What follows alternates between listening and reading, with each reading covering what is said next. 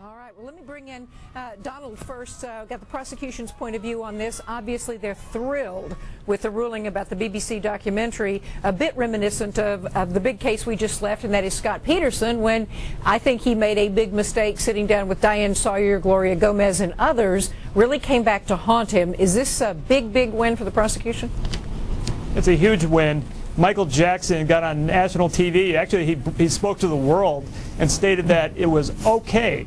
It's perfectly normal to sleep with boys and to do it with multiple different kids on a regular basis. He invited the world into his bizarre lifestyle. And now that this is admissible, it's going to be huge for the prosecution, because the prosecution needs every little piece of evidence it could get to corroborate what the expert's going to say is characteristic of a pedophile.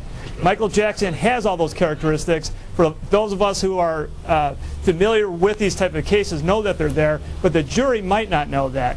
Jurors tend to be somewhat naive in these cases, and the prosecution needs the prior bad acts. It needs good expert testimony. It needs lots of corroborative evidence to make this case, and this was a big one. This tape is going to show Michael Jackson stating, to the world that he invites little boys into his bed, so it's a big thing. Yeah, he says there could be nothing better than to share your bed. It's quite a chilling moment in many respects when you watch the documentary. What do you think about this, John? Because this will set up the prosecution's case, and they're basically attacking on so many levels with this documentary. I've seen it.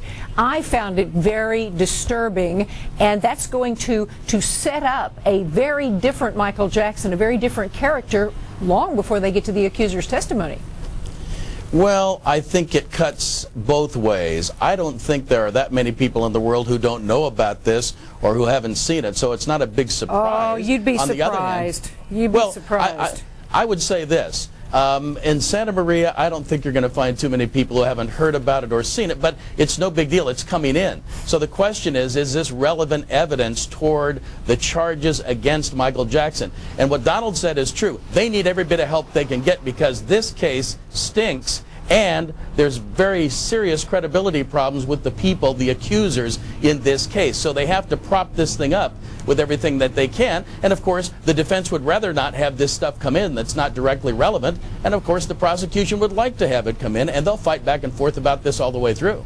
All right, what about the porn? Why don't you start with that, John? Because there's some fingerprint testimony, I understand, coming in where both the boys, the accuser and his little brother, left their fingerprints on some of the girly magazines, as I understand. And so there's a question whether or not this would show sort of contributing to the delinquency of a minor, and therefore, hopefully then they're piggybacking on that with the accuser's testimony and his brothers about the molestation.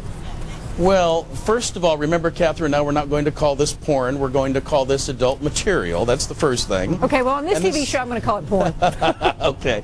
The second thing is, what young 11, 12, 13-year-old boys haven't looked at girly magazines? Now, if they can prove that Michael Jackson exposed them to these magazines so that he could get them aroused, so that he could commit some sex act, well, then they're going to have to put on evidence to prove that. In California, as around the country, circumstantial evidence that's subject to two reasonable interpretations must be viewed in the light most favorable to the defendant, which means if young kids are just looking at girly magazines and they happen to have their fingerprints on them, that's not proof of any illegal conduct on the part of Michael Jackson. But I understand what you're saying. Diane?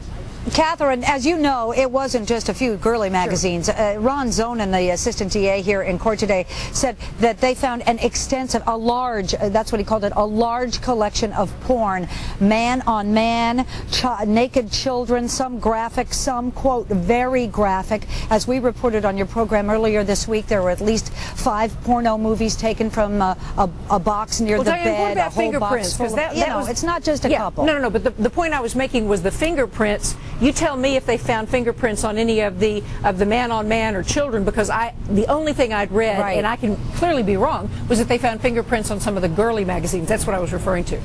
They did, indeed. Okay. You're exactly right. They found not only the boys, but Michael Jackson's on the same magazine. I'll tell you, Brian Oxman made a great argument today in court. He said, Your Honor, first of all, you can't let them say it's pornography because everybody's got a different standard for pornography. But let me tell you this. He said there are at least 7 70 employees that have access to that house at Neverland. They can get on the computers. They can sign on to internet websites. They can go in and read the magazines. They can open up things and leave the magazines exposed for these children to get at. Who says it was Michael Jackson that gave this stuff to the children? So there's going to be a big argument about this in court. Well, it's pretty interesting, though. They're going to be able to track under what login particular porn was achieved, was brought up off the internet, and all that sort of thing. But also, we know that out of the 70 people, I doubt seriously they all had access, Diane, to his bedroom, suite, and master bathroom. Absolutely. You know, Neverland is like a fortress, and it should be. He's a superstar, and people have been known to climb the fence to get at him. There's a big security system on the outside of Neverland. There's an even bigger one on the bedroom suite door. There's an alarm system coming down the hallway and double locks on the doors. So it was a good argument by Brian Oxman, but I kept thinking, hey, there are not that many people that have access to that actual inner chamber. All right, I want to get one more comment from Donald. Donald, what do you think about the civil settlements? There's lots of material there. I know they'd love to get them in. How do you think this judge is going to rule? I think that based on California law and the change in California law as of about 10 years ago, the prior acts are coming in.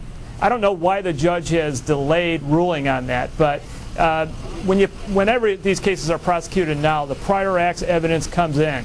And, you know, the extent of the negotiations or the civil settlement, that stuff's not relevant. It probably won't come in. But those prior statements and those prior victims will come forward, and they will speak. And, you know, that's what's going to make this case. It's not going to be focusing in on pornography or a little bit of evidence. If the prosecution does its job correctly and builds a very, very big case based upon lots of evidence, the prior acts, a good expert, and corroborative evidence, it's got a chance to prevail in this case. All right, say, Catherine, I can tell you why the judge hasn't ruled on it yet. The judge, this judge, I really like this judge. He's very thoughtful. He hasn't ruled on whether past bad acts can come in because he said he learned a lesson from